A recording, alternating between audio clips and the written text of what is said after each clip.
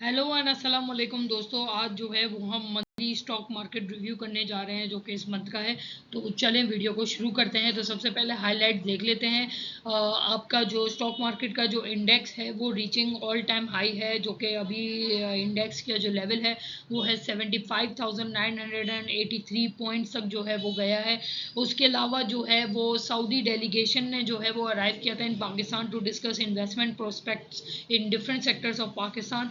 And further जो है वो इसी मंथ की हाईलाइट में ये है कि हेडलाइन इन्फ्लेशन जो आई थी वो 17.3 आई है इन अप्रैल के month, as compare to 20% in same period last year. और अभी भी एक्सपेक्टेड है कि फर्दर जो है वो डिक्लाइन करेगी इन्फ्लेशन इन कमिंग मंथ्स, जिसके अंदर अभी इस मंथ की जो वो इन्फ्लेशन है वो तकरीबन 13 से 14% जो है वो एक्सपेक्टेड है। बाकी IMF का बेल आउट पैकेज पे जो है वो बहुत ज़्यादा बात हुई है।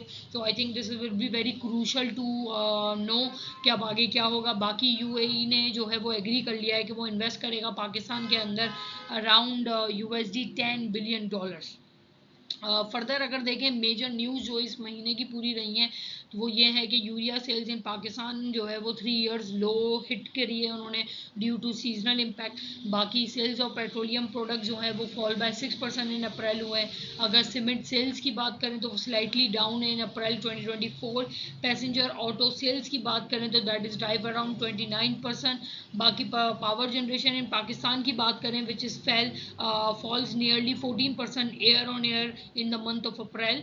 एंड अगर बात करें मेजर न्यूज़ में ये था कि दीवान फारूक मोटर्स यानी कि DFML ने जो है वो पार्टनरशिप करी है EGML के साथ to make electric cars in Pakistan. Further Lucky और तारिक ग्लास ने जो है वो जो एक नेगोशिएशन किया था कि वो मैन्युफैक्चर करेंगे फ्लोट ग्लास प्लांट लगाएंगे और मशीनरी वगैरह के रिलेटेड, वो due to some economic uncertain situations की वजह से अभी ऑन होल्ड है। और लकी ने जो है वो बायबैक कर लिए हैं अपने शेयर्स उसमें से। फर्दर अगर इकोनॉमिक इंडिकेटर्स को देख लें तो करंट अकाउंट सरप्लस है USD अराउंड 491 मिलियंस का इन अप्रैल 24। टोटल एक्सपोर्ट्स जो हैं वो क्यूमुलेटिव अगर 2% से इंक्रीज हुई है मंथ ऑन मंथ पे, एंड अभी स्टैंड्स एट 3.3 बिलियन अप्रैल में। बाकी टोटल इंपोर्ट्स फॉर अप्रैल अगर बात करें तो वो रीच कर चुकी हैं 3% डिक्लाइन है मंथ ऑन मंथ पे, और अभी पहुंच गई हैं 5.3 बिलियन USD पे। रिमिटेंस भी जो है वो मंथ ऑन मंथ बेसिस पे डिक्लाइन है। मेजर रिमिटेंस जो है वो आपके सऊदी और UAE से आते हैं।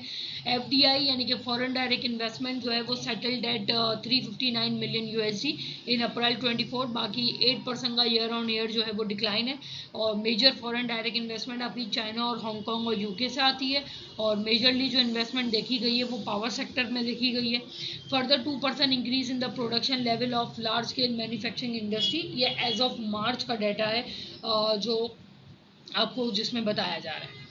अगर बात करें स्टॉक परफॉर्मेंस की तो एवरेज ट्रेडिंग वॉल्यूम ने जो है वो जंप किया है 15% मंथ ऑन मंथ, तकरीबन 563 मिलियन शेयर्स का जो है वो काम हुआ है। अगर स्टॉक परफॉर्मेंस की बात कर लें तो वॉल्यूम लीडर के हिसाब से सेक्टर वाइज देखें तो technology, power, cement, bank, food ने कंट्रीब्यूट किया है। इसके वाइज देख लें तो WTL, KL, हम नेटवर्क, पाक इलेक्ट्रॉन और DCL ने जो है वो कंट्रीब्यूट किया है स्क्रिप्ट वाइज वॉल्यूम लीडर के अंदर। अगर वैल्यू लीडर की बात करें तो sector wise technology, auto, ENPs, bank, cement ने कंट्रीब्यूट किया है। Script wise Sazgar, OGDC, PPL, GNHNI और DGKC ने जो है वो कंट्रीब्यूट किया है। अगर मैं इंडेक्स कंट्रीब्यूशन की बात करूं तो स्क्रिप्ट वाइज अगर इंडेक्स कंट्रीब्यूशन देखें तो positive is MEBL, UBL, HBUC systems, SRV। और नेगेटिव में बात करें तो Fatima, Shell, FBL, PSO, Engro. अगर मैं टॉप सेक्टर वाइज कंट्रीब्यूशन की बात करूं मई के महीने की तो बैंक्स हैं, पावर है, सीमेंट है, ENP टेक्नोलॉजी है। एंड नेगेटिव में शुगर है, सिंथेटिक है, रिफाइनरी है, OMCs हैं एंड फर्टिलाइजर्स है। अगर मैं sector wise major gainer and loser की बात करूं, सेक्टर वाइज बात करूं तो सिंथेटिक्स ने 6.3% गेन किया है, शुगर ने 5.7%, रिफाइनरी ने 4.2%, OMCs ने 3%, ट्रांसपोर्ट ने 0.5%, टोबैको ने 0.3%। सेक्टर वाइज अगर मेजर गेनर्स की बात करूं तो मुदारबाज ने 107% से अब गई है। लेदर्स में जो है वो 64% है, जिसमें लेदर्स में आपके पास SGF कंपनी भी आती है।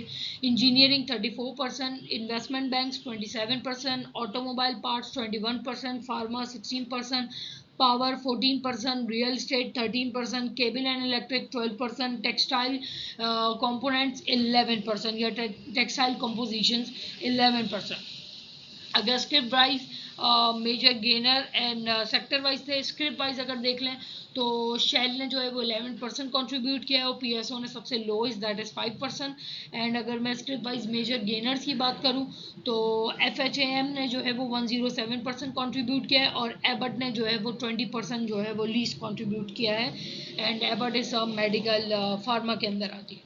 अगर मैं पोर्टफोलियो इन्वेस्टमेंट की देखूं तो लोकल फ्रंट पे जो है वो selling was reported by individuals, other organisation, mutual funds, banks and companies ने जो है वो सेलिंग की है। बाकी मीनवाइल बाइंग जो है वो विटनेस की गई है इंश्योरेंस कंपनीज के कंपनीज से, जो है वो इंश्योरेंस कंपनी से ज़्यादा बाइंग आई है इनकी पोर्टफोलियो में। बाकी अगर आउटलुक देख लूँ तो आउटलुक बहुत सिंपल है, वो ये है कि FY25 में जो है वो बजट एक्सपेक्ट किया जा रहा है जो कि 10 जून को आएगा। अभी तक क्लियर नहीं है 10 जून या 14 जून को होगी। बाकी गवर्नमेंट ने जो है वो नेगोशिएशन भी करना है IMF के साथ, उसके बाद तो ये भी एक मेजर है। बाकी चाइना का दौरा करना है, ये भी एक मेजर अपडेट है। बाकी मॉनेटरी पॉलिसी की कमेटी है 10 जून को विच इज़ स्केड्यूल, तो ये भी एक देखने वाला होगा कि आपकी MPC क्या आती है। बाकी इन्फ्लेशन की बात करें तो अभी ये डाउनवर्ड ट्रेंड पर है और बाकी एक्सपेक्टेड किया जा रहा है कि ये तकरीबन 13 से 14% मई की भी जो इन्फ्लेशन है वो आएगी। तो it's a very crucial to know कि what will happen. So let's see कि आपके डायनामिक्स कहाँ जाते हैं। तो ये था मंथली रिव्यू मेरी तरफ से। इंशाल्लाह ताला फिर मिलते हैं किसी एक नई वीडियो के साथ। तो अपना ख्याल रखिएगा। अल्लाह हाफ़िज़।